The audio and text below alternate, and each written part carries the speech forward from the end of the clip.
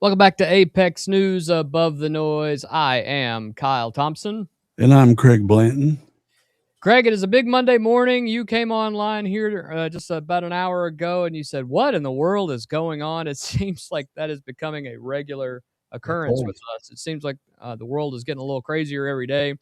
We're leading with a breaking international story that's just going to reshape just about everything in geopolitical landscape of one of America's closest allies. Keir Starmer just resigned as Prime Minister of the United Kingdom. Then the FBI brings home $2 billion Medicare fraud fugitives in 1 week. Then we go to Switzerland, where Vice President Vance, was negotiating peace while Trump was threatening war on Truth Social. We're going to close the show with a college basketball bombshell that has major implications, even here in the bluegrass. So absolutely, let's get right in. It's just a very basic day. Nothing. It could be a change from a Sweet 16 to a Final Four. It absolutely could. So just hours ago, British Prime Minister Keir Starmer walked outside 10 Downing Street and announced he is stepping down. The question my party is asking now is whether I am best placed to lead us into the next general election. The answer is no. Starmer said, his voice visibly choked with emotion. First time the man's ever shown emotion of any worth. Yeah, I watched it. I have heard the answer of my parliamentary party to that question, and I accept that answer with good grace. He told reporters he had spoken with King Charles III that morning. He will remain as caretaker prime minister until a new Labour leader is chosen. Nominations open July 9th. They close July 16th. And a new leader will be in place by September 1st. As Starmer spoke, protesters nearby blasted Beethoven's Ode to Joy, which is just fantastic. Yeah. Anthem of the European Union. He is the sixth prime minister to resign outside Downing Street in just 7 years. That's unbelievable. Craig, this is, as we just said, the sixth prime minister to resign in 7 years. Theresa May, Boris Johnson, Liz Truss, who lasted 50 days, famously outlasted by a head of lettuce. Rishi Sunak, now Keir Starmer. What does it tell you about British politics that, number 10, keeps changing occupants faster than most Americans change cars? They've got a problem. I don't know. The country's so divided with all the Muslim invasion and their politics of welcoming everybody, but then the electorate doesn't want to welcome everybody because they feel they're getting pushed out. But think if America had 6 presidents in 7 years, it would be total anarchy in our country. Yeah. If we could just at a whim, the Democrat and Republican Party say, hey, time to have a snap election. Yeah. And this guy, I don't know if I'm stepping on what you're going to go to, but he just got swore in this morning. Andy Burnham. Yeah. Another Andy. Get the Andy thing. Yeah. Another Andy. Another King Andy. Yeah. He just got sworn in this morning, and he could be prime minister in 6 weeks. Yeah. It's very similar to what happened with Carney and Mark Carney in Canada. Essentially, never been in power. All of a sudden, you're the prime minister of Canada. And it worked out well for them, too. Yeah. Less than 2 years, it is not. Less than 2 years ago, Starmer won one of the most decisive election victories in modern British history, a historic primary parliamentary majority in July 2024, ending 14 years of conservative rule. So what happened? He failed to deliver economic growth, struggled to repair battered public services, and was repeatedly tripped up by damaging missteps. But the bigger answer is Reform UK, the party led by Nigel Farage, a longtime Trump ally, which is now leading in nationwide British polls, and not by a little bit. This isn't something within the margin of error. They are winning every poll and every parliamentary seat in many, many areas. Reform UK won big, while Labour lost more than 1,000 council seats in May's elections. Yep. Labour is simultaneously hemorrhaging working-class communities to reform on the right and losing urban educated voters to the Green Party on the left. Scores of Labour MPs wrote to Starmer demanding he step down. Craig, for our listeners who may not follow British politics closely, you and I do, but even we don't understand all the nuances. Reform UK is essentially what would happen if you combine the energy of, say, like the MAGA movement with specific British grievances around immigration, post-industrial decline, and Brexit. Nigel Farage has been trying to break through British politics for decades, and he may finally be succeeding, not by winning himself, but by destroying the party that was supposed to stop him. How does reforms rise compared to what we've seen with the populist movement in the United States at this point? They're kind of hand in hand. I think they are. And when Burnham, when he was campaigning when he left the Manchester mayor to campaign to be an MP, which is a member of parliament, he put out the suggestion of a 50% top tax rate.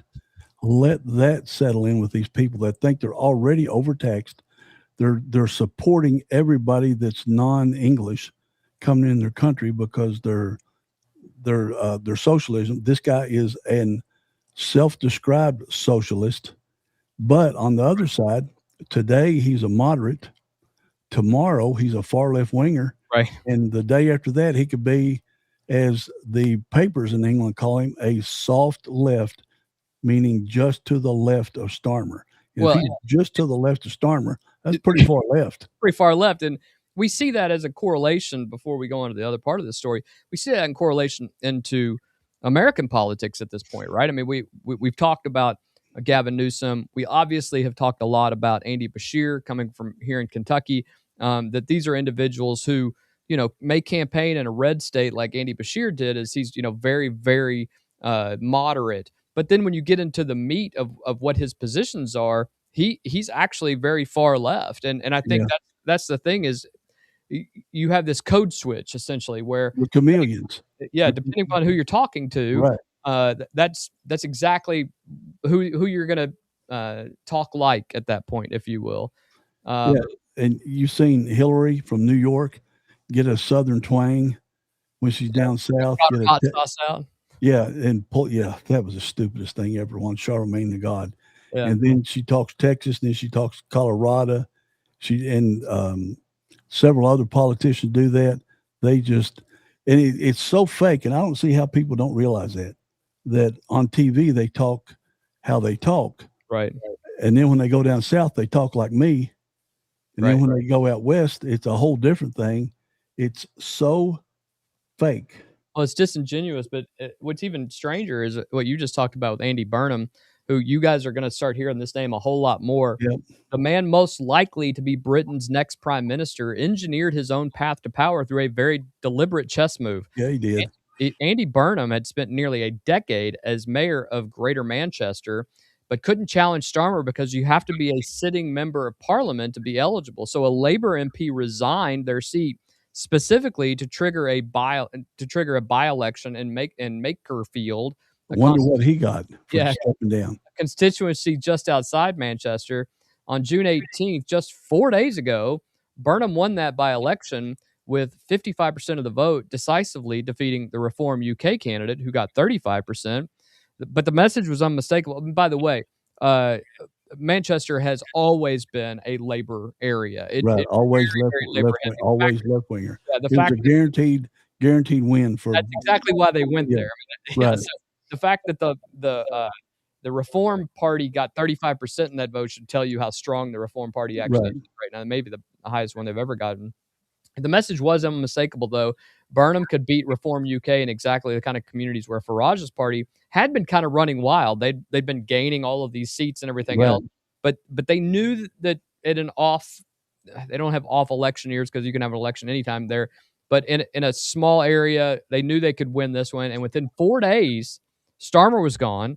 As Starmer spoke outside Downing Street this morning, Burnham was boarding a train from Manchester to London to be sworn in at the same time. I mean, it's the strangest scenario. As soon as the election was over, they said Starmer's going to resign Friday. Yeah, it was all over the English news that Burnham was going to be taken over, and it looks like it's playing out to what they said. And it's just amazing how their politics are so different than ours. Like, the prime minister goes in there, what we call our legislature, and he gets screamed at by both of them, but it's funny to watch. Yeah. It's good C-SPAN material to watch, to see how they govern, and they stomp on the things. They get loud. They, gyrate all over the place. It's completely different than what you see in our House and our Senate, but our House is starting to act a little bit like the Parliament in Great Britain. The Senate's still pretty reserved, but it's fun to watch. And if you ever get a shot at watching how England governs and how they do their politics, it's fun. It's a interesting change. Yeah, the strategic elegance of what Burnham's team pulled off is remarkable. A sitting MP stepped aside, a by-election was triggered, Burnham won it, and within 4 days, the prime minister resigned. That is a coordinated political operation executed almost flawlessly. What does that kind of organizational precision tell you about how Burnham will operate if he makes it to Downing Street? He's going to be very difficult to outplay. So Farage has his work ahead of him here, if you will. And I think that's the crazy thing about this is that it was kind of a given that Farage and his team, whenever they have those elections, whether there's a snap election or one in the next year and a half, that Farage was simply going to move into that role. That's not a given now because Andy Burnham is a chess player. Tell you a little bit about Andy Burnham. He's 56 years old. He was first elected to Parliament in 2001, served as health secretary under Gordon Brown, and has been mayor of Greater Manchester since 2017. He earned the nickname the King of the North by defying the Conservative government during COVID. His tenure as mayor oversaw rapid economic regeneration, more high-value jobs created since 2008 than anywhere in Britain except London. His platform is Manchesterism, a collaborative long-term approach to governance. He argues is the antidote to polarized short-term politics in labor circles. He is a Blairite, a Brownite, and a Corbynite. Walked into a pub. The barman says, "What are you drinking, Andy?" A gentle dig at his ideological adaptability. That's where I said he's a chameleon. Talking about total chameleon. Manchesterism as a governing philosophy, collaborative, long-term, focused on working-class communities and economic regeneration. Manchester's economy boomed under his watch. He beat a reform candidate in their own heartland with 55%. On paper, exactly the politician labor needs. But that joke about him, these three guys walk in and it just depends on who you're talking to. Does it mean anything? I mean, even in their politics, does it mean anything? Well, I've talked about it many times. I fear for England. I fear for the motherland because of the way things are going. They're more divided than the U.S. is, and they're arresting you for Facebook posts. They don't have freedom of speech. They're arresting you for flying your own flag, your country's flag. And if you've noticed during the World Cup here in America, these people are amazed at how many American flags are everywhere, inside stores, outside stores, at the sports stadiums. They're just amazed, and they cannot fly theirs in England. So I'm worried England, if it gets over, and also he might have had a great economy, but their Navy we could beat them with a couple of scuba divers. Well, and their Navy doesn't exist. Hold on, one more thing. In the past, Burnham has slammed America. He has slammed Trump in 24 in a book or something. Just getting ready to We already know. Oh, okay. Well, I was going to say Starmer didn't let us use the airports at first. And Diego Garcia. So go ahead. No, I was just going to say this next prime minister, Andy Burnham, has already made pointed statements about President Trump, just like you said. In his 2024 book, Head North, Burnham wrote that, quote, "Whether we like it or not, Donald Trump and Nigel Farage have been effective in connecting with people who feel politicians have neglected the place where they live," end quote. More pointed, Burnham told the London Economic that, quote, "I think Trump is bringing instability to the U.S. and the world," end quote. During the Makerfield campaign, he explicitly warned Britain against moving toward, quote, "a divided dark politics of the kind we see in the United States," end quote. Keir Starmer had largely avoided direct confrontation with Trump and emphasized cooperation with Washington. Burnham's a different bird of a different feather. Yeah, he might be a male Maloney of Italy. And there may be some isolationism that occurs because of this. A divided dark politics of the kind we see in the United States, that is likely the next British prime minister describing American politics to his own countrymen. Think about this. Yeah. How many videos have you seen from World Cup visitors from across the planet, much less England, innumerable, saying the press has lied to us about what a great country the United States is? Yeah. There are innumerable videos saying we've been lied to about the United States. Yep. And that's what this guy's doing. He's trying to, they've talked about Iran not having a nuclear weapon, but that's all they've talked. Trump took action, and they're scared. They're scared in their boots because they got so many North Africans in their country and afraid what those guys will do. So, well, the other aspect of that we have to take into consideration is that we are at a pivotal moment in world history right now when it comes to how the Middle East is handled from this point forward, how Russia is handled from this point forward, how Russia and Ukraine, how China, all these things are. And the last thing we need right now is a wedge between us and our greatest ally. yeah. Now, if I'm Washington if I'm Washington insiders at this point, I am none too happy with everything that's happened. Great that that Keir Starmer is gone, but this guy might be worse. It's the old adage, the grass is not always greener when you get rid of somebody in politics. Usually, very, very brown. Burnham is walking into enormous difficulty. Reform UK is consistently leading in nationwide polls. Nigel Farage has been a possible future prime minister. They're leading in every poll. Britain has little money to spend. The NHS remains strained. The next general election is at length, and that's the crazy thing people in America don't understand is that in Britain they could have a snap election at any time. Tomorrow. Yeah, they could have it tomorrow. They could announce it, and then they can delay it, or they can delay it. Or they can delay it. So the scheduled next general election is in 3 years. So everyone believes it'll be before that. If this unrest continues, it definitely could be before that. But 3 years is a long time when your opposition is kind of surging right now. If Burnham tacks right on immigration to fight reform, he loses urban progressives to the Greens. Phone turned down. If he tacks left, he loses the working class community he needs right now. Conservative leader Kimi Badenoch attacked Monday, saying the country is not being governed, and Labour say there won't be a prime minister till September. The Eurasia Group predicts Burnham takes office July 18th with no challenger currently emerging. Yeah, his main opponents already dropped out and supported and gave his public support to Burnham. Yeah. Starmer won in a landslide, had a historic parliamentary majority, had everything a prime minister could absolutely want, and lasted less than 2 years. I almost see that as the Donald Trump 2016, when everyone thought that a lot of stuff was going to happen and things didn't happen quickly, so they lost power. Obviously, two different sides of the spectrum there. But just because you have a large control there doesn't necessarily mean things are going to move as fast as you want, and you lose the public when that happens. And I think that's something that you have to be wary of. Yeah, when you have multiple million-man marches in your country, waving your country's flag. What's the one called with the white background and the red cross? The Union Jack. You've got them waving it. And then you got your government threatening to arrest you for waving your country's flag.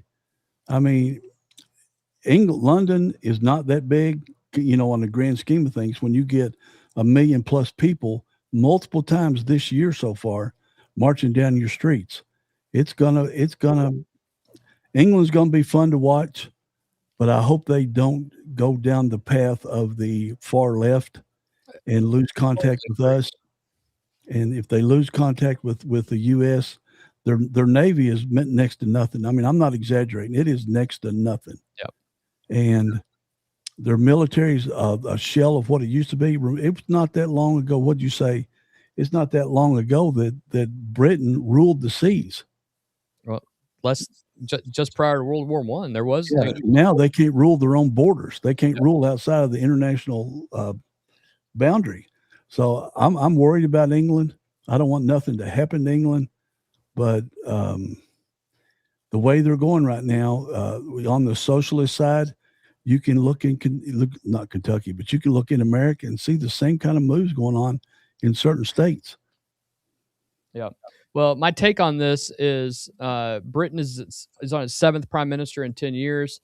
A political system in genuine crisis, caught between a declining center-left, a surging populist right, and a new figurehead who has never governed nationally. Again, very similar to Canada. What happens in London is obviously going to ripple directly into trade, defense, NATO, and the U.S. UK relationship. So we're going to have to watch this closely. And Craig and I'll obviously be commenting on that. Would you agree, Craig? Oh, yeah. Yeah. This is the stuff going on in Europe is years ahead of where America could go. But Germany, the right, the AfD party in Germany is already gaining power, gaining seats. Yep. Italy's going more conservative. Poland, they just locked their country down, and everybody in Europe wants to be Poland now. Yeah. Finland is applied to get, I don't know who they applied to, maybe the European Union, but they're wanting to go nuclear because they have the longest border touching Russia.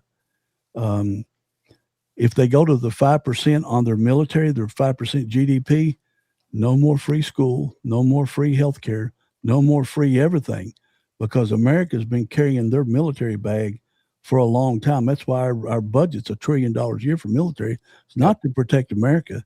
It's to protect Europe and the rest of the world. Yeah. So now that they're going to have to step up and go, I think most of them, except for Spain, are at 2%. Several of them have moved up to 5%. And there's even rumblings in some of the papers over there that they're worried about Germany, because Germany is the most aggressive at militarizing this country. And it ain't been that long ago, World War I and World War II. Already people nervous about that. Yeah.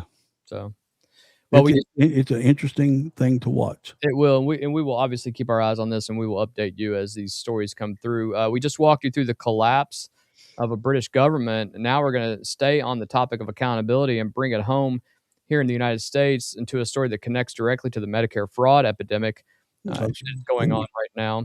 Because this morning the FBI announced it flew a fugitive from Turkey, which, by the way, I've been watching the World Cup. It's now Turkey. When did this happen? It's always been like that. Was there a vote? We say Turkey and spell it Turkey. Right. They spell it with a little tilde thing, EYE, with a little tilde thing over the second E. All new to me. I'll have to correct Turkey. All right. Yeah, I don't know how to say it, but we flew a fugitive back from Turkey who was accused of masterminding one of the largest Medicare fraud schemes in American history. This is actually the second major international Medicare fraud returned to the U.S. Medicare fraud fugitive returned to the U.S. custody in less than a week. A fugitive accused of masterminding one of the largest Medicare fraud schemes in U.S. history, $3.7 billion. It's now in American custody after the FBI tracked him down in Turkey and flew him home to face charges. Ibrahim Khaldoon Hilmi was detained. That's not an American name. That is not American. It was detained by Turkish authorities after fleeing the U.S.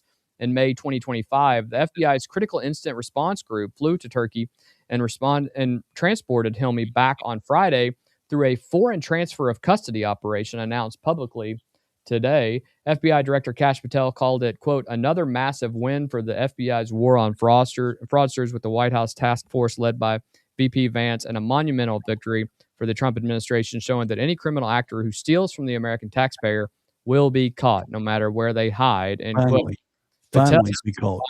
Patel specifically thanked U.S. Ambassador to Turkey Tom Barrack, saying the case was only possible thanks to his invaluable and tireless work. A $3.7 billion fraud scheme, one of the largest Medicare fraud schemes in American history, allegedly run by a single individual who then fled to Turkey in May of last year. The fact that diplomatic pressure through the U.S. ambassador personally helped secure his return tells you something about how seriously this administration is taking these healthcare fraud cases. Craig, what's just your general reaction of what? You got info on the other one that came back earlier? It was $1.3 billion. Yeah, we're going to talk about that here in a minute, too. Okay, all right. So, I just didn't read all the way through, but this $3.7 billion, that's phenomenal. No wonder Medicare is going broke. This is billions upon billions upon billions of dollars in fraud. It doesn't say what state he did it in, but we got California, Minnesota, New York, Columbus, so many billions of dollars in Medicare fraud that we're finding now. Where have these attorney generals and Department of Justice been the last 15 years? Because you can't steal $3.7 billion overnight. No, it's got to take years of planning, years of theft, in $1,000 billing kind of things where like we talked about last week, an old person's going to a senior center, but they really don't. They just sign a piece of paper and they give them 10% of what it is so that they can keep the rest. This is becoming ridiculous on how many billions of dollars it is, and it barely makes the news. They're more concerned about that stupid reflecting pond. CNN runs a story every hour on that damn reflecting pond, and the FBI's brought back guys that stole $5 billion from the American taxpayers. Yeah, this obviously this is not the first time we've heard this in the last year either, and so when we're adding now in the hundreds of billions of dollars of fraud, and especially Medicare and Medicaid fraud, it's not a one-off. Just last Thursday, in what you were talking about, the FBI announced it had brought back Herbert Leon Kimball, a 60-year-old fugitive from Chicago arrested in the Philippines and accused of orchestrating a separate $1.2 to $1.3 billion Medicare fraud scheme. How do you do that? Yeah, Kimball's story is remarkable. He actually pleaded guilty in 2019 to multiple federal offenses, including healthcare fraud, wire fraud, mail fraud, and conspiracy. He was supposed to show up for his sentencing hearing in November of 2024 in Columbia, South Carolina, and he didn't. He fled to the Philippines instead and spent nearly 2 years on the run. VP Vance on X said, "If you defraud the American people, we will find you and we'll bring you to justice." Kimball preyed on the elderly for years, costing taxpayers over $1 billion. FBI catching Kimball is a direct result of this task force partnership with the FBI to create the most wanted fraudsters list, end quote. Craig Kimball pleaded guilty in 2019. He cooperated with prosecutors. He was literally walking towards sentencing, and then he bolted. He made it 2 years in the Philippines before the new most wanted fraudsters list came up with him. Again, another good tool that's being great FBI tool under Trump administration. What does it tell you that someone who had already admitted to a 1.2 billion with a B, right, thought he could just skip his sentencing and disappear up to this point? I guess he realized in the last administration, like, I want to Jack Glover, he will get pardoned. No, he won't. That ain't happening. Not this dude. Yeah, and this is why ostrich syndrome. Nobody cared.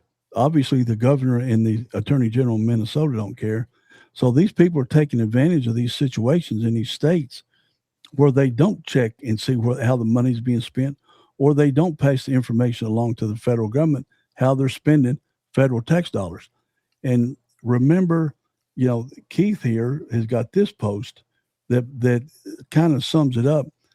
They're not the IRS isn't catching any of this. They'll go after you for $200, but they wanted to hire 50 or 60 or 70,000 IRS agents to come after people like you and me, Kyle, and our viewers. They wanted to go after them, but they're all because of Nick Shirley. This is all coming about because of Nick Shirley doing a podcast, YouTube news video.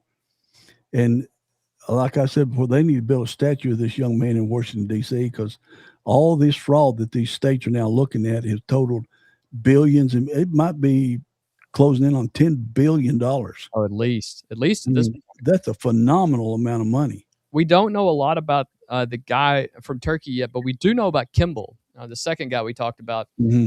His scheme was interesting and diabolical. It was nicknamed, quote, Operation Brace Yourself, end quote. Yeah. Used call centers based in the Philippines to contact elderly Medicare recipients and push them toward orthopedic braces they didn't need. Telemedicine providers working in coordination wrote fraudulent prescriptions. Medical equipment suppliers affiliated with Kimball, who he also owned as well, submitted those prescriptions to Medicare and billed for reimbursement, and then Medicare paid it. So it was a full loop. No check. Yeah, there's no checks. Yeah.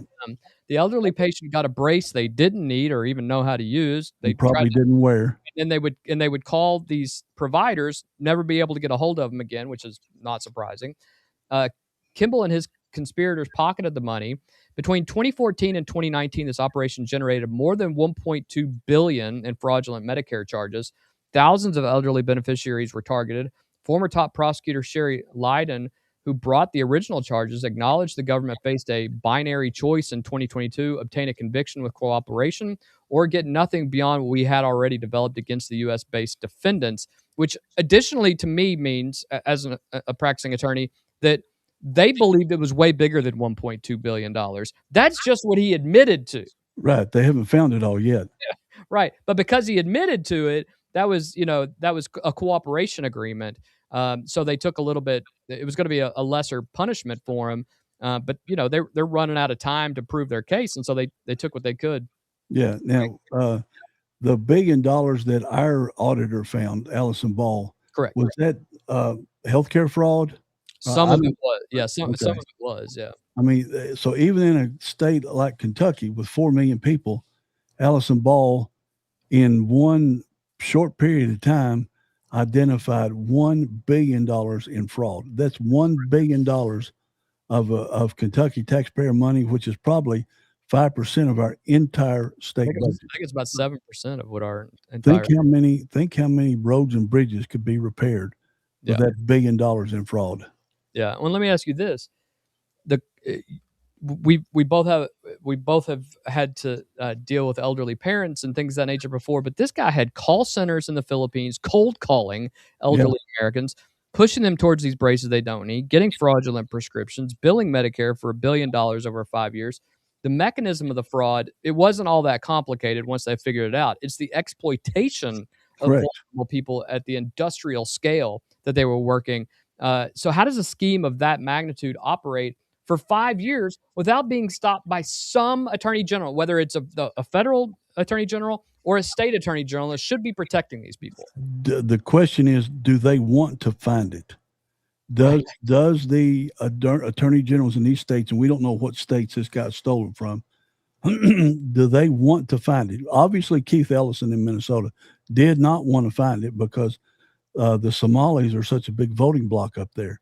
But in California, New York, Columbus, all these other places, why haven't they found it? Is it because they were too busy going after Trump instead of looking at how their tax dollars are spent?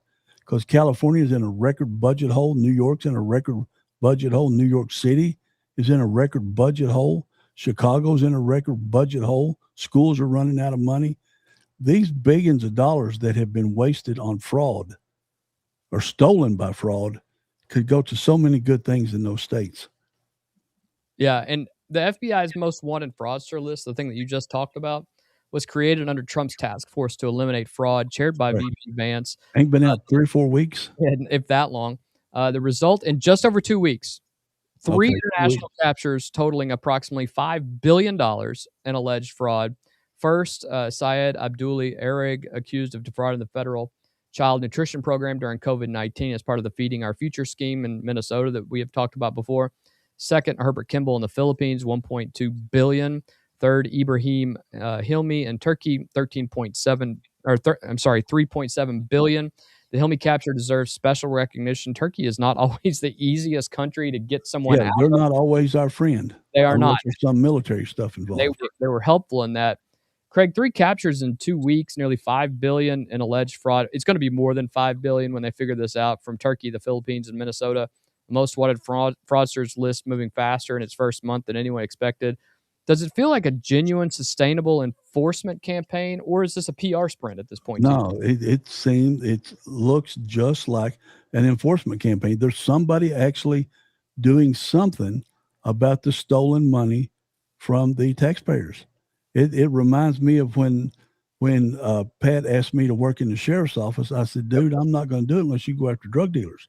You got to promise me you're going to go after drug dealers. And so they produced a list and said, here's the first 10 targets.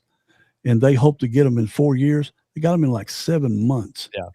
And they caught a lot of flack from other elected officials for doing it. But still, this is on a much larger scale, and it's dealing with absolutely much larger numbers. 100%. And I'm glad finally somebody in the federal government is going after these bad actors in our country.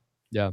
And these foreigners that are abusing our system because they figured it out, how to abuse it, because they know our leaders, our elected leaders, and our state government leaders allowed it. Yeah, there you go. That's the perfect term, allowed it. They just allowed it to happen. Medicare covers approximately 65 million Americans, Craig, primarily the elderly and people with disabilities. Funded through payroll taxes every working American pays throughout their career. When someone steals $3.7 billion from Medicare, they're stealing from the fund that pays for hip replacements, pays for dialysis, pays for cancer treatments for your parents and your grandparents. And the timing matters for the broader policy debate. The One Big Beautiful Bill Act is cutting hundreds of billions from Medicaid and Medicare over the next decade. Every dollar recovered from Ibrahim Khaldoon Hilmi is a dollar that does not have to come out of a legitimate Medicare beneficiaries' coverage at this point. If the government's serious about addressing healthcare program insolvency, aggressive fraud enforcement is not just a law enforcement story, it's now a fiscal responsibility story for the government. And I think that's where this is. And you're not hearing the media attack these arrests like they did Doge when it dived into federal government and found all this fraud and stuff. You know, they said they were going to find $1 billion or $2 billion. They found 300 or 400 million, but they were getting attacked every day. Think if Doge was left alone to do its job and had been running for 15 months now or 18 months. Think how much they would have found inside of federal government. It's amoebic, though. It's, you know, what is it? Where are you finding it? How can you prove it? You know, USAID, all these other things that we talked about. But here, you have individuals who you can see them on TV and say, these guys stole whatever $1 billion. And that's, I think, the difference between what is an amoebic government idea that, you know, that's a good word. Yeah. But here you can, it's solid. You know, this is what happened. Our good friend, hey, what's up, Jeff? Yeah, I see Jeff. I was reading it. But yeah, that's exactly right. It should be on the news at noon and 6, but it's not. And that's why me and Kyle started this newscast on Apex News, because we really dive into stuff. We're not limited by time. We're not limited by commercials. We're not limited by any of that stuff. We dive in and we present the facts, and then you decide whether you believe us or not. But we're getting straight into the news, and you don't see this on TV. Just like that news reporter that quit yesterday, he said he's tired of doing sanitized news. Yeah. So he says, I'm getting out of journalism. It was all over social media yesterday. He did it on live TV on their newscast. His wife is his co-anchor. Yeah. And he said, I'm out because I'm tired of reporting sanitized news instead of the facts. And I thought that was pretty cool. Well, and if you guys enjoy this, if you enjoy just getting the facts and you love following news so that you sound smarter at the water cooler and also the boardroom and around sitting with your friends and family, make sure you like, share, subscribe, click that notification icon. We're here every day at 5 p.m. in the afternoon to discuss all of the cases that matter, all the news that matters on your way home, or if you've just gotten home. And we appreciate you guys spending the day with us. We have just covered the $2 billion Medicare fraud fugitives brought home in 1 week. Now we are going to go to Switzerland, where VP Vance, once again, there's that guy, spent 36 hours trying to hold together a peace deal while his own boss was posting threats on social media that could have blown up and may still, as we're sitting here today. The Iran nuclear talks at the Bergenstock Resort concluded this morning. There is real progress and real chaos. So let's give our listeners and watchers a little bit of a full picture of this. The first round of high-level negotiations between the United States and Iran wrapped up early Monday morning at the Bergenstock Resort overlooking Lake Lucerne.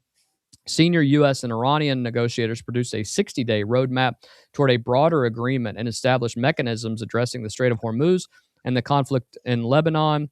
Mediators from Qatar and Pakistan issued a joint statement saying encouraging progress had been made and announced an immediate commencement of technical talks.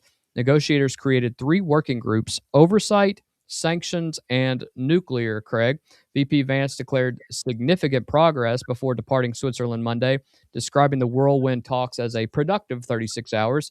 His parting words were, quote, "a lot of progress, but still some work to do." Craig, a productive 36 hours and a 60-day roadmap. The best summary of an entire weekend of high-stakes nuclear diplomacy is essential. We agreed to keep talking. After everything that you and I saw on Friday, Saturday, now we hear this. What does that tell you? Well, one, to step back one day or a day and a half, when they said the Iran delegation walked out and headed back to Iran. The news media reported that. We didn't know. I thought, damn, here we go again. Another broken thing. Yep. No, the treaty, Hezbollah already broke the treaty 2 days after they signed it or agreed to it, whatever it was. But the media lied to us. Iran never left. They never left. And they kept going on negotiating. Iran's agreed to a lot of good things. America's agreed to some things. They reiterated again and again and again that Iran will not see a nickel of their own money. They'll never see American tax dollar money, but they'll not see a nickel of their own money unless they hit certain goals that are delineated over the next 60 days in this final agreement. So it's still got a long, long way to go. Iran obviously cannot control Hezbollah, and you can't blame Israel. If Hezbollah launches, 30 rockets into your country, you're going to fire back. You can't tell Israel to not defend its people. You can't do that. So Iran's going to have to step up and do whatever they do to Hezbollah. But if you've seen the videos of the tunnels that Hezbollah has built into Israel, man, them things look like professional builds, concrete domes that are 20 foot, 25 foot wide. And they just discovered another drone making factory down there. So I don't know if it's going to succeed. Iran's never agreed to honor the deal over a period of time. But right now, the shakiest part of the whole thing is Hezbollah attacking Israel. Yeah. On the American side, VP Vance led the delegation alongside Trump's special envoy Steve Witkoff and Trump's son-in-law Jared Kushner.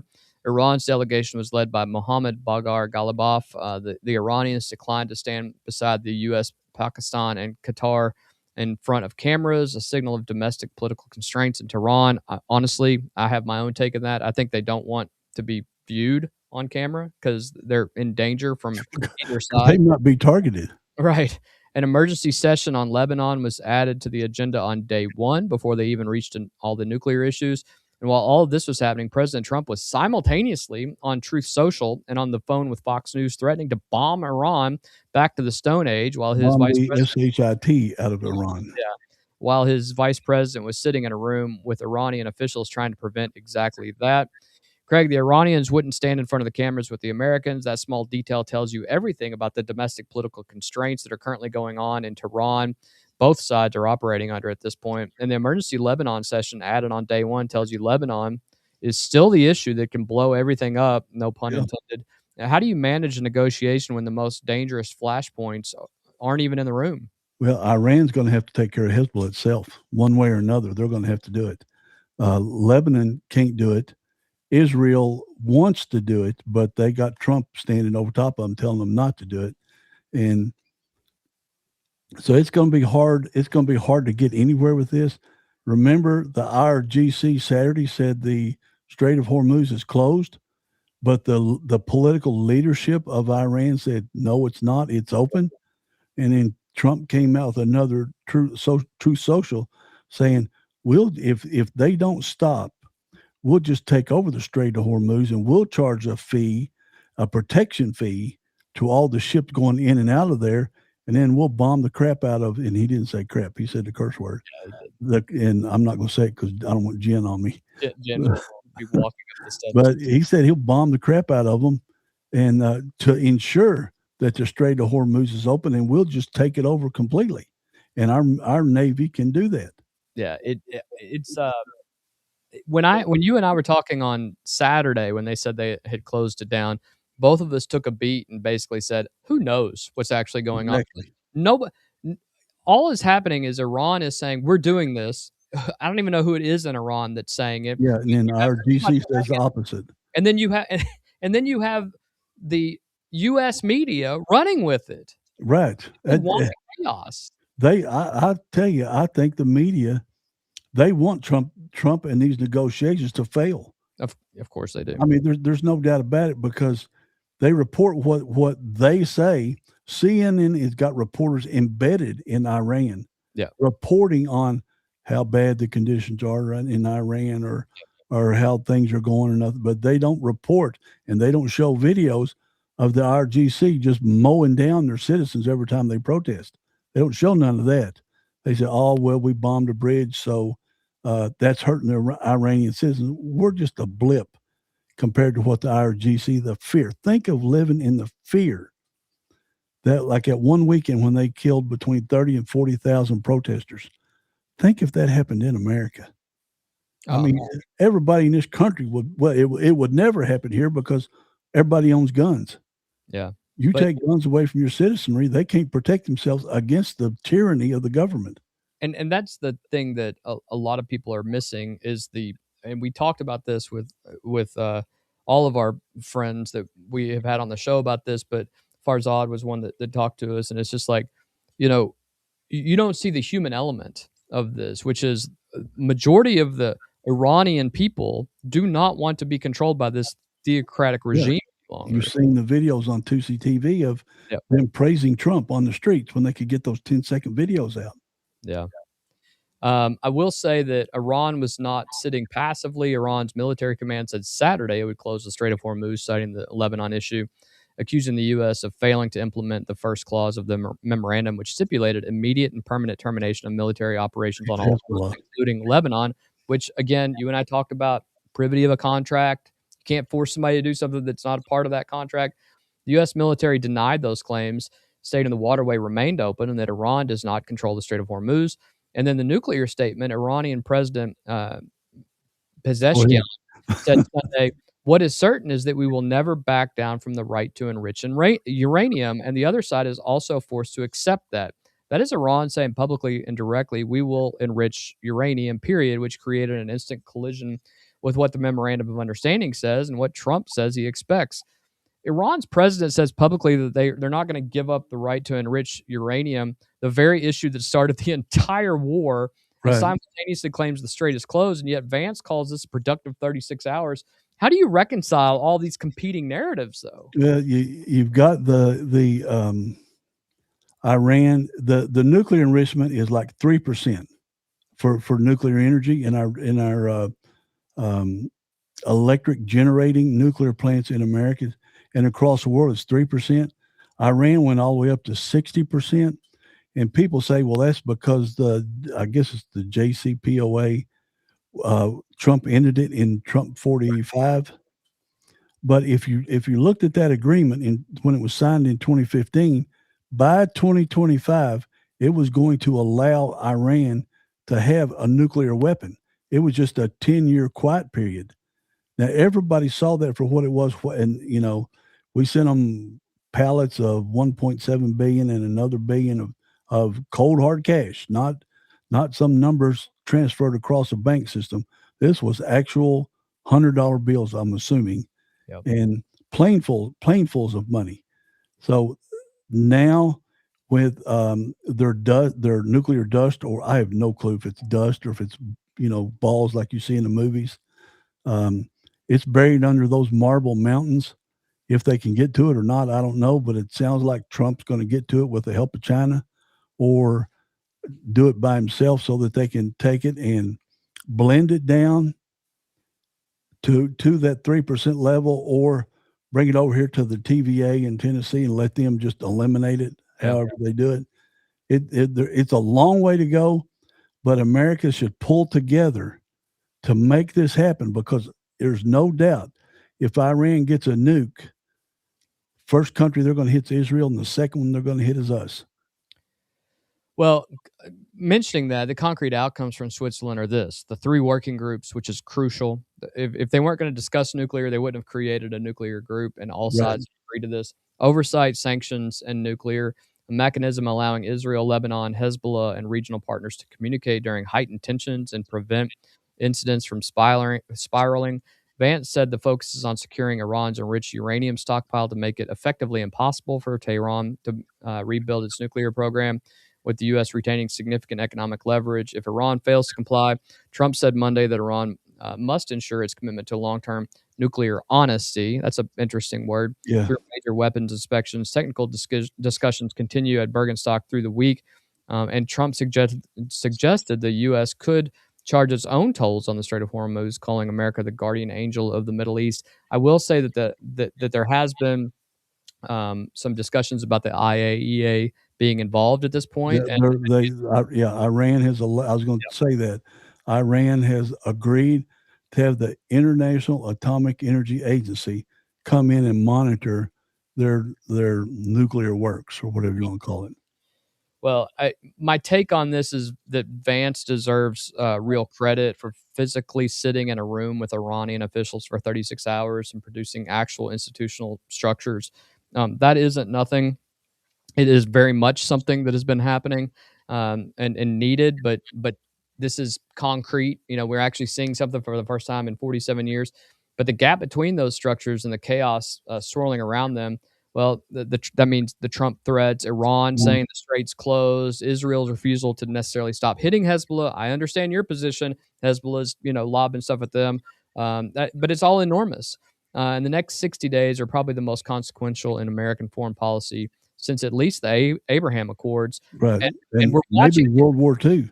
and we're watching it because of that, but we're also watching it because it is real impact on the midterm elections. It will be major impact on those as well, and you're going to have to see a resolution at some point. And at this point, I think there's a lot of folks on the right and the left. Some in our comments, Jack Glover obviously looks to be a little bit more on the left side. I got Jeff, who's on the right side. I think everybody wants to see, just give me a path to see an ending to this. And that's what everybody wants to see. And we're on that path now. We are on that path right now. The media won't recognize it, but we're on that path now. Correct.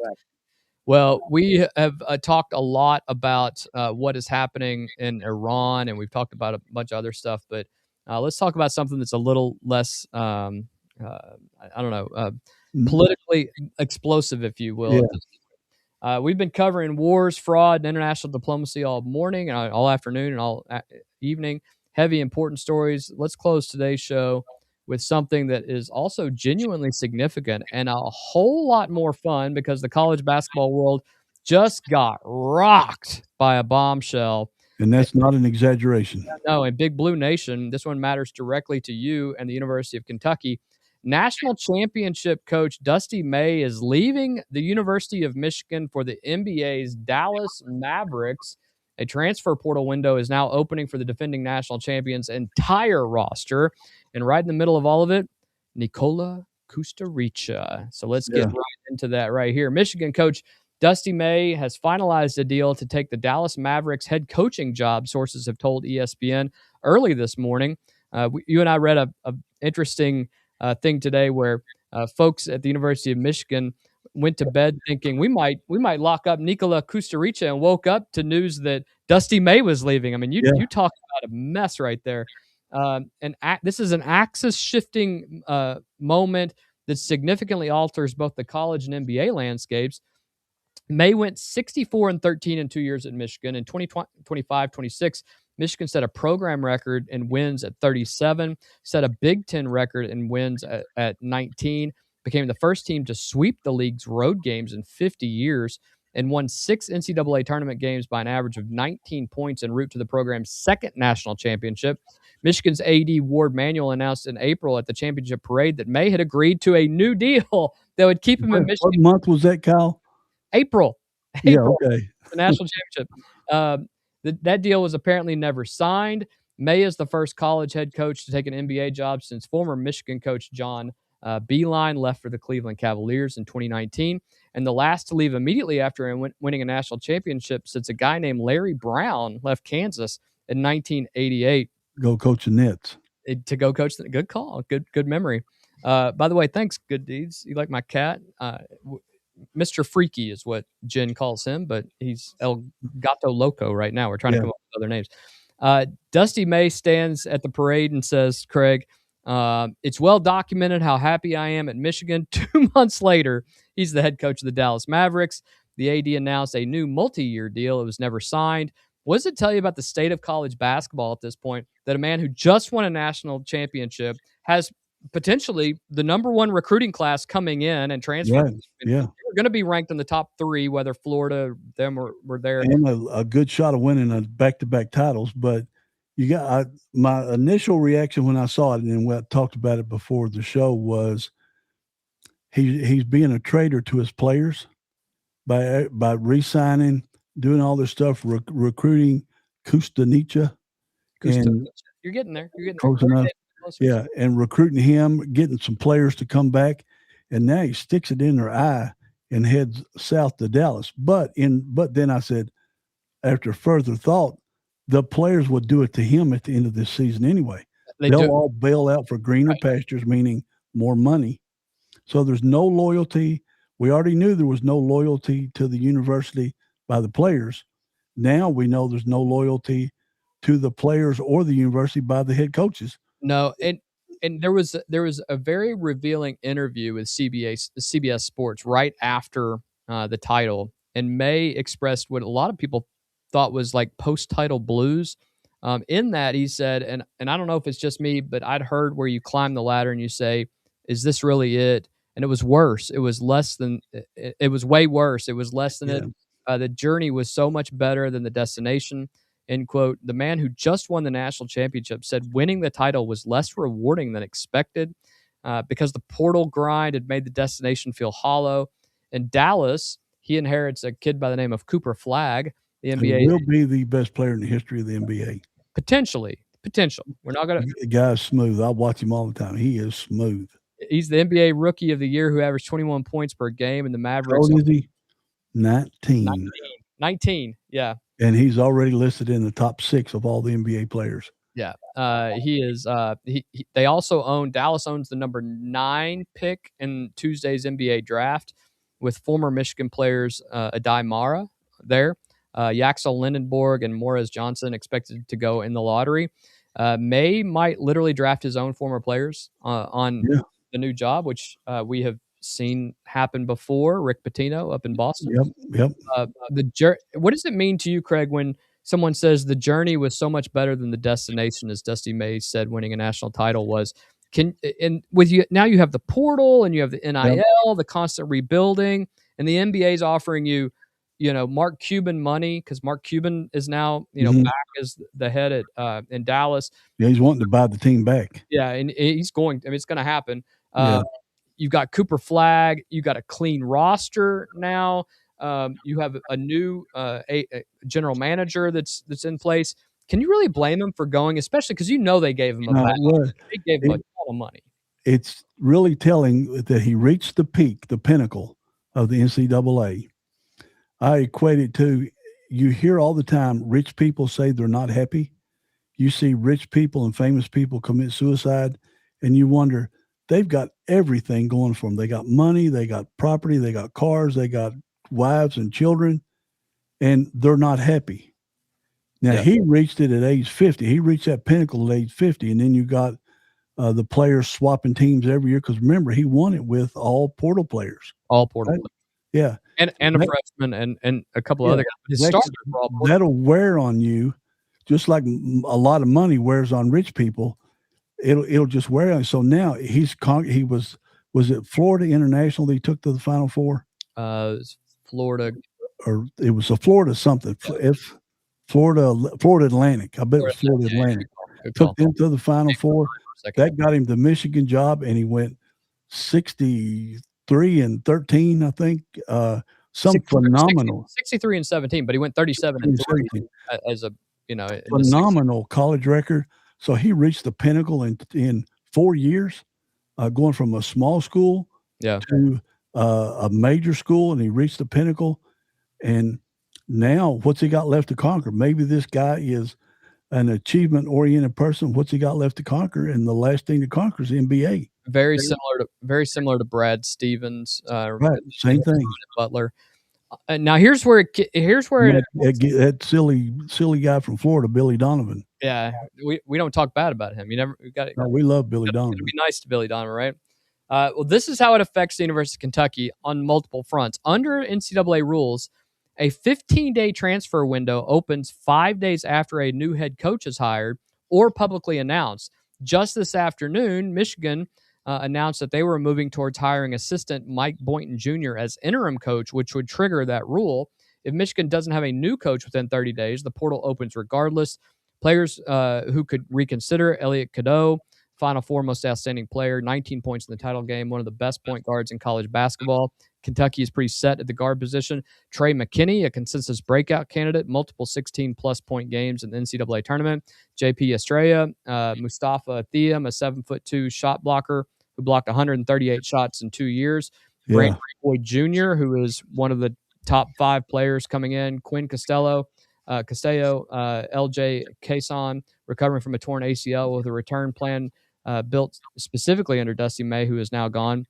Many of these players came to Michigan specifically because of May, his development, offensive system, and then track record, turning college players into NBA draft picks.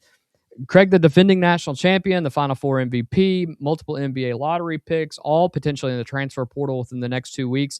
A national championship team can be completely dismantled inside of 90 days. Yeah, and where are they going to go? Everybody's got their roster filled. And what will Michigan do? Because the portal, it doesn't open again, right? It's just by them getting their new coach, then they can leave. But who does he recruit to come back? That's the thing I don't know. Yeah, well, I don't know how that works, but you're right. That team could disappear, and Kentucky could win because if they can get Nicola Kustaricci, I know Kustaricci, it really gets better every time. That player Kyle's shown many video highlights of this guy, and we both watched others. This guy is going to be a player, and he's 17 years old by 1 month. Yeah. Well, let's talk about Kustaricci here, because I saw what you said there, George, and you said that he's not coming here. Craig, you posted something earlier today. We'll talk about that in a second, about Kustaricci potentially going someplace else. But Big Blue Nation, this is the segment you've been waiting for. KSR is reporting this morning on the Dusty May departure, notes directly, quote, "Of course, this could have a major impact on the current recruiting of international prospect Nicola Kustaricci. The Wildcats were presumed out, but May's exit may change things." So it's something that was in that a lot of people said, whoa, wait a second, we were presumed out? Michigan was in the Kustaricci conversation. Gonzaga was a co-favorite when Kentucky, before Kentucky, and they're gone. And now Michigan is in total chaos as the defending national champion. And now we may be back in play, like we weren't in play. And George, I know what you're saying there, but I talked to some guys this weekend and read all sorts of stuff too. Nobody knows what these guys were doing. No, I don't think that Kentucky was ever out of it. I also don't think that this hurts in any way at all. Kentucky, by contrast, has momentum at this point. We have the Hampton commitment, Momcilovic through the portal. We've got Dark Pope in the beard. We're a program on a genuine recruiting heater right now. Mark Pope and Mo Williams, they just got a massive gift with this. Your thoughts? Yeah, and you've also got to remember that this would be a 2-year contract, and we've heard that the second year was what was hanging him up because he wants the option to portal out of the whatever school he lands at. But the post I made this morning, after Michigan is blown up, I guess, toast, because they don't have a coach. They're going to get an interim coach. Won't even know who their head coach is till beginning of the season or maybe in the middle of the season. And UCLA, it was said it was down to UCLA and Michigan. Well, UCLA is in California.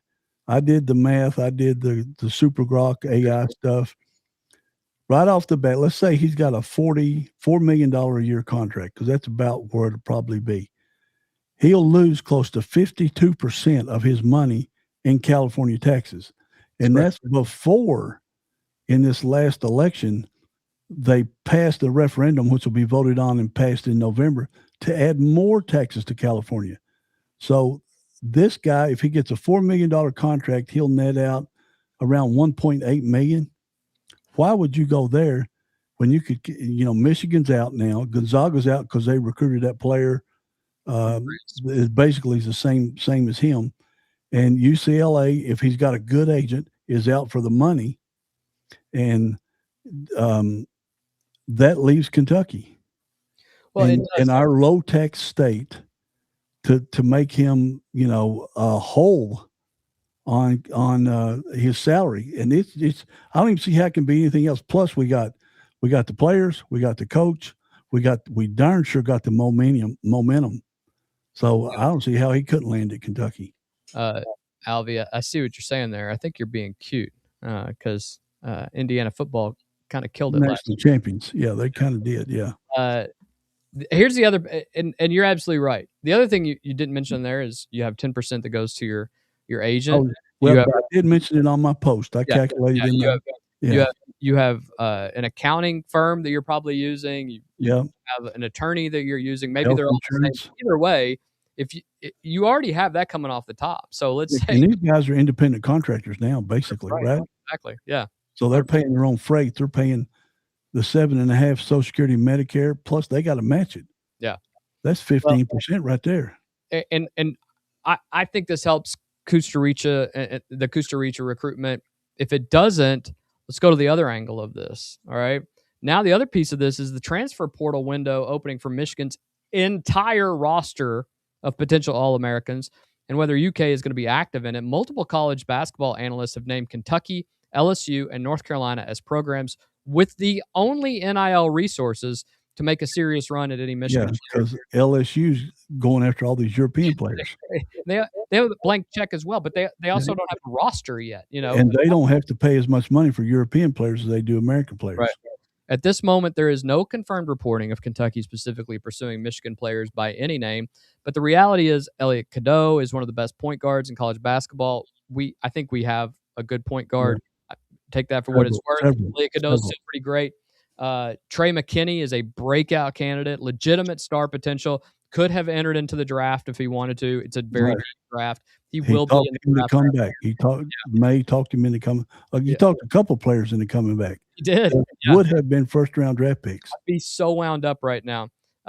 Mustafa Thiam is a 7'2" shot blocker. Kentucky enters this moment with momentum, NIL resources, and a staff that has shown it can close. You know, we talked about Momcilovic. You adding a Michigan player alongside, some other players coming in would be pretty impressive, and that could push Pope's team from very good to genuinely elite. The next 2 to 3 weeks may be among the most consequential for Pope's Cats. But I'll also say this in the combination of these two talks. Costa Rica was kind of the lone guy out there that people were still looking at. Right. And so he could kind of command, I want to have discussions. He's about to be joined by about 10 dudes. Right. Just about the same amount of money he could. Let me ask you this. Does that drive his contract down now? Because there's some great proven players coming out of Michigan now, and 2 of them would have been first-round picks. I'll take Trey McKinney for 1 year. I'll take Trey McKinney for 1 year right now as a shooter. And Alvy, now I know his agents might have played a little too smart. Yeah. Because not knowing what Michigan and Dusty May is going to do, of course, this might hurt his value now. It absolutely. It's even possible he could stay over there in Europe because of this. He may not end up having the resources out here for people to be able to pay, and he might have bit him in the backside. You can see what Alvy wrote here, Craig. And I'm all over that. Started out at $33 billion, and now it's $232 billion high-speed rail. How much track have they laid? Not 1 inch. And they're like 40 billion in, and they've not laid 1 inch of rail. Well, let's close this one out BBN style. Dusty May's gone to Dallas. Michigan's roster is up for grabs. Kentucky recruitment may have just tilted even further toward Kentucky for Costa Rica. And Mark Pope is sitting in Lexington with NIL resources, momentum. He's got a roster space, which is a big deal. What about those 2 playing cards? Remember? Yeah, it was a Jack and a K. Yeah. So K for Costa Rica. Yeah. So and it may be something else. I mean, we'll have to see what that can mean. But I guess my question. And you also have the beard. You have dark. Yeah, and you got Jamal Crawford out there still hadn't said anything yet. Still hanging out there too. What does today's news mean for the ceiling now of what Pope can build in Lexington in this offseason? Like I was telling you before, Elite 8. Yeah. If they get Costa Rica, it's so close every time. Yeah. We're Final Four material. I don't have any doubt we'd be Final Four material if we add him on. If we don't add him on, if we can get to the Elite 8, I'm a happy camper.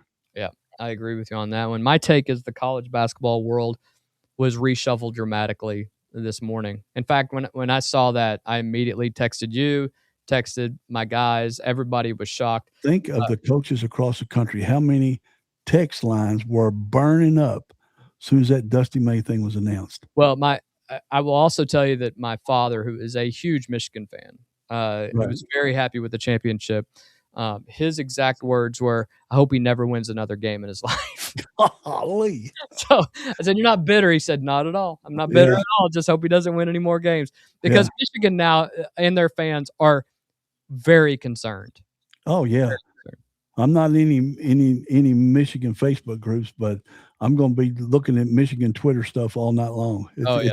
I bet It's they're it's just bitter as meltdown can city. be. We've been there. We've felt it Oh, before. yeah. We know what it's like. So, What did if they say? Pope should go after another experienced backcourt player. yep. Call it a day.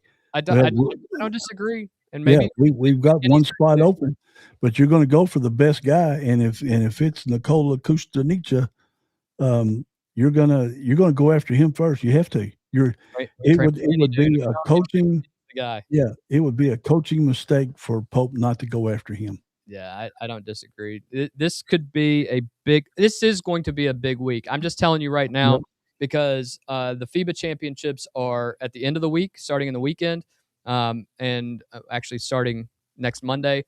He's going to make an announcement this week or over the weekend.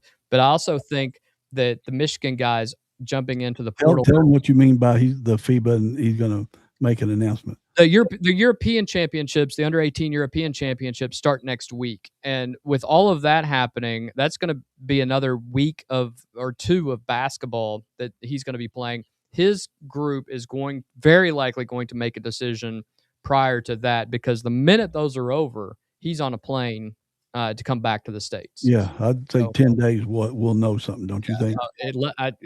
if not less, but we'll if you want to find out, you make sure you like, share, and subscribe to this podcast and click that notification icon because that is how you're going to find out as soon as there is new information out We'll there. go live on that one. 100% will go live, and you will find out. You'll get the notification that we're going live, and that turns a promising offseason into possibly a truly historic one facing us in the next week or so. So we're going to be tracking every development around the clock. And that is important, especially if you are a Wildcat fan. Craig, anything before we wrap up today? What a wild day. It was a crazy weekend, and it's going to be a crazy week. Don't just focus. Well, it's just what you are. If you're a news nerd like us, we look at stuff across the world. It's just too interesting.